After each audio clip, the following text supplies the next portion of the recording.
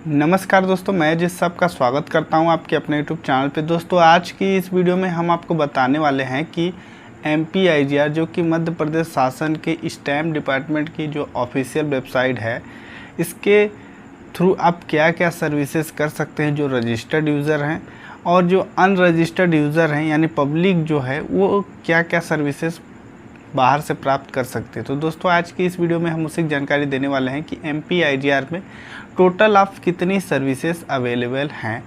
तो दोस्तों उसके लिए आप इस वीडियो को लास्ट तक जरूर देखें, और चैनल पर अगर नए हैं तो चैनल को सब्सक्राइब करें, बेल आइकन को दबा दें, जिससे कि हमारे चैनल पर आने वाली सभी वीडियो की नोटिफिकेशन आप सभी को सबसे पहले मिले। तो चलिए दोस्तों वीडियो को शुरू करते हैं।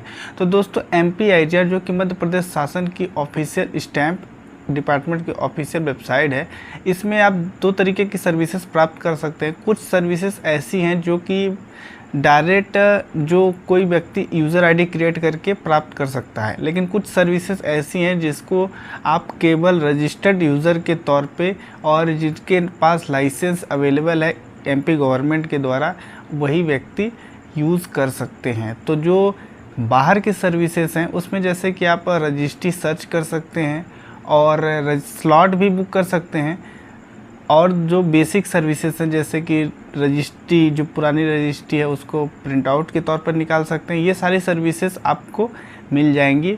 अनरजिस्टर्ड यूज़र यानी अनलाइसेंस, जिसके पास लाइसेंस नहीं है वो भी व्यक्ति अपना यूज़र आईडी क्रिएट करके बना सकता है। ये सारी सर्विसेज का यूज़ आसानी से कर सकता है। तो दोस्तों आप देख सकते हैं कि MPIGR जब आप सर्च करेंगे तो कुछ इस तरीके का इंटरफेस शो होगा। तो दोस्तों अब आप देख सकते हैं कि महानिरीक्षक पंजीयक एवं अधीक्षक मुद्रांक वाणिज्य कर विभाग मध्य प्रदेश शासन, इस पोर्टल से दोस्तों ज़मीन का रजिस्ट्री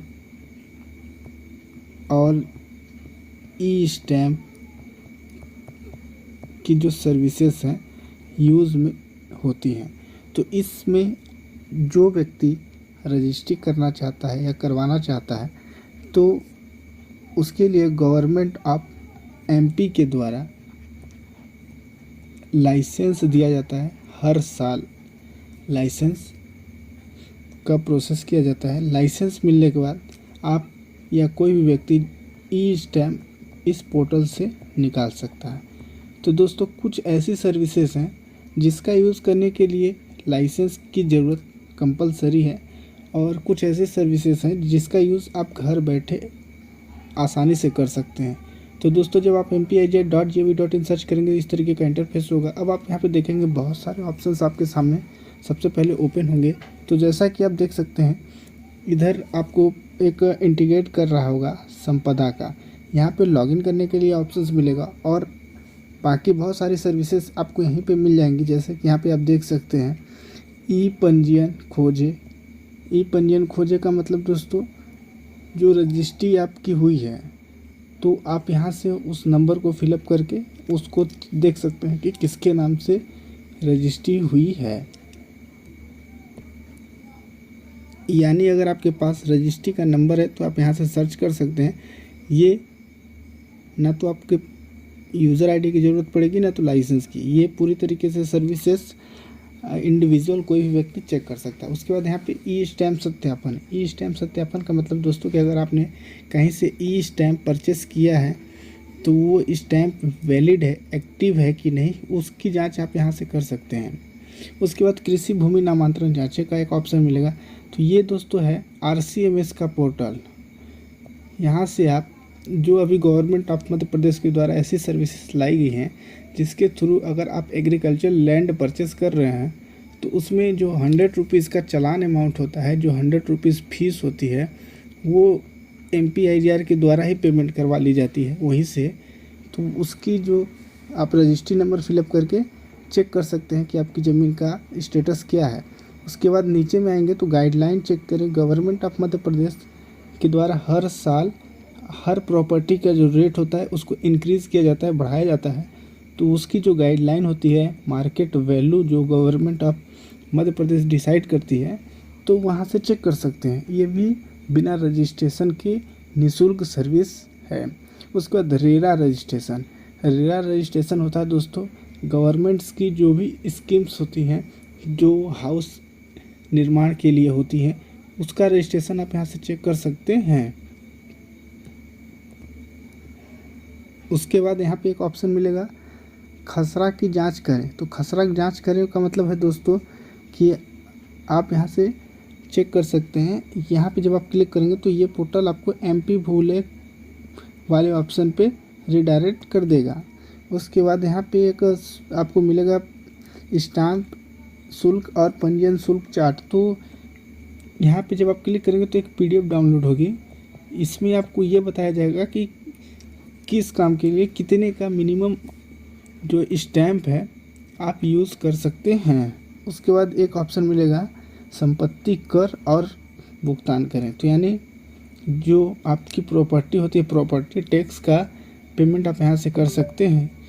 तो दोस्तों इतनी सर्विसेज आपको निःशुल्क तौर पे मिलेगी। निःशुल्क कहने का मतलब कि बिना यूज़र ID के और बिना लाइसेंस के आप इसको यूज़ कर सकते हैं। तो दोस्तों इतनी सर्विसेज का यूज़ आप बिना यूज़र ID के कर सकते हैं, बिना लाइसेंस के कर सकते हैं। अब जो बची सर्विसेज हैं जिसके लिए लाइसेंस की आवश्यकता पड़ती है और यूज़र ID की आवश्यकता पड़ती है तो उसके लिए आपको यहाँ पे एक इंटीग्रेट कर रहा होगा संपदा का। संपदा वाले ऑप्शन पे जैसे ही क्लिक करते हैं तो एक नया टैब आपके सामने तुरंत ओपन होगा इस तरीके का। यहाँ पे यूज़र नेम मांगा जाएगा, पासवर्ड, यहाँ पे लैंग्वेज सेलेक्ट करने के लिए बोला जाएगा, कैप्चा कोड, फिर लॉगिन का ऑप्शन मिलेगा। तो दोस्तों इतनी तो ये ऑप्शंस आपको मिलेगा जब आप लॉगिन वाले ऑप्शन पे क्लिक करेंगे। अब जिनके पास यूज़र ID नहीं है तो उनके लिए भी एक ऑप्शन मिलेगा नए उपयोगकर्ता का पंजीयन करने के लिए। तो नए उपयोगकर्ता का पंजीयन कैसे किया जाता है, लाइसेंस के लिए आवेदन कैसे किया जाता है, तो वीडियो के डिस्क्रिप्शन में आपको एक लिंक मिलेगा। उस लिंक पे क्लिक करके आप आसानी से सीख सकते हैं, देख सकते हैं कि लाइसेंस के लिए आवेदन कैसे किया जाता है। उसके बाद अब आप ये सारी डिटेल्स फिलअप करके लॉगिन कर लें।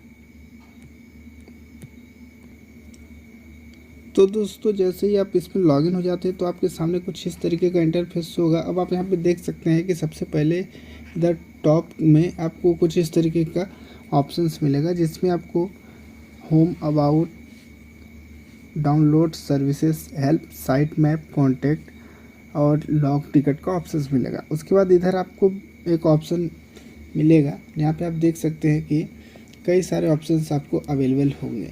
जैसे कि सबसे पहला ऑप्शंस है गाइडलाइन चेक करें। तो ये दोस्तों ऐसी सर्विसेज है जिसके पास यूज़र ID है, लाइसेंस नहीं है तो वो भी गाइडलाइन चेक कर सकता है, बाहर भी चेक कर सकता है, लॉगिन करके अंदर भी।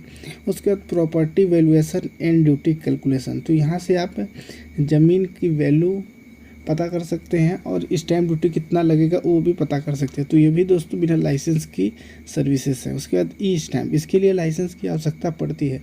E-स्टैम्प से आप जितने भी रुपए का स्टैम्प निकालना चाहते हैं आसानी से ऑनलाइन निकाल सकते हैं।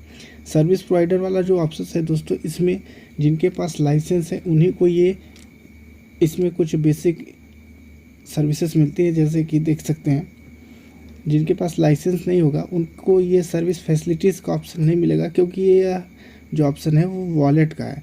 MPIGR एक वॉलेट प्रोवाइड करता है जिसमें आपको फीस जमा करके इस सर्विसेज का यूज़ कर सकते हैं जितनी भी सर्विसेज MPIGR की होती हैं। और यहाँ से आप लाइसेंस के लिए भी अप्लाई कर सकते हैं। जिनके पास लाइसेंस है रिन्यू भी यहाँ से हो जाता है और यहाँ पे लाइसेंस स्टेटस वाले ऑप्शन पे जाके स्टेटस पता कर सकते हैं। उसके बाद अब अगला जो ऑप्शन है दोस्तों स्लॉट बुकिंग का। तो स्लॉट बुकिंग करने के लिए कोई भी व्यक्ति स्लॉट बुक कर सकता है, लेकिन जिनके पास लाइसेंस है वो इसके लिए एलिजिबल है और जिनके पास नहीं है वो भी एलिजिबल है, लेकिन लाइसेंस वाले का पूरा डिटेल्स रजिस्ट्री के साथ आता है और जिनका नहीं है वो उनका डिटेल्स नहीं आएगा। उसके बाद document search and certified copy. तो document search and certified copy वाला जो ऑप्शंस है ये भी आप यूज़ कर सकते हैं बिना लाइसेंस का, लेकिन इसका जो पेमेंट आप करेंगे तो ऑनलाइन पेमेंट करना पड़ेगा। मीन्स दोस्तों कि ये जो ऑप्शंस है पुरानी रजिस्ट्री डाउनलोड करने के लिए है। ओल्ड रजिस्ट्री जितनी भी हैं उसको आप यहाँ से चेक कर सकते हैं। उसके बाद प्रोटेस्ट एंड बैंक चार्ज, ये दोस्तों वैसे ही सर्विसेज है, इसमें कोई सर्विस अवेलेबल नहीं है। सर्टिफाइड कॉपी वाला भी ऑप्शंस किसी यूज़ के लिए नहीं आता। रजिस्ट्रेशन प्रोसेस में ज़मीन की जितनी भी रजिस्ट्री आपने प्रोसेस करके रखी हुई है या फिर प्रोसेस करना चाहते हैं तो यहीं से वो ऑप्शंस आपको मिलेगा। यूज़र अकाउंट मैनेजमेंट में आपकी बेसिक डिटेल्स मिलेगी। पेमेंट्स वाले ऑप्शंस पे जो ओल्ड रजिस्ट्रीज हैं उनका फीस या फिर जो मैनुअल सर्विसेज होती थी उसका पेमेंट यहाँ से होता है। और डिजिटल सिग्नेचर, जिनको ई स्टैम्प सेल करना है वो डिजिटल सिग्नेचर को ऐड किया जाता है। तो दोस्तों इतनी सर्विसेज MPIGR में अभी अवेलेबल हैं। इतनी प्रकार की जो सर्विसेज हैं MPIGR में आप यूज़ कर सकते हैं एक यूज़र आईडी क्रिएट करके। जो बेसिक सर्विसेज है जैसे कि जो पब्लिक है वो अपना यूज़र आईडी क्रिएट करके कुछ सर्विसेज का लाभ आसानी से ले सकता है, और कुछ सर्विसेज के लिए आपको स्टेट गवर्नमेंट के द्वारा जो डिस्ट्रिक्ट में नोडल ऑफिसर नियुक्त किए जाते हैं उनसे लाइसेंस का अप्रूवल लेने के बाद आप कुछ सर्विसेज का यूज़ कर सकते हैं। आई होप आपको ये वीडियो अच्छी लगी तो वीडियो को लाइक ज़रूर कीजिएगा, और चैनल पर नए हैं तो चैनल को सब्सक्राइब जरूर कर लीजिएगा। तो धन्यवाद दोस्तों इस वीडियो को देखने के लिए।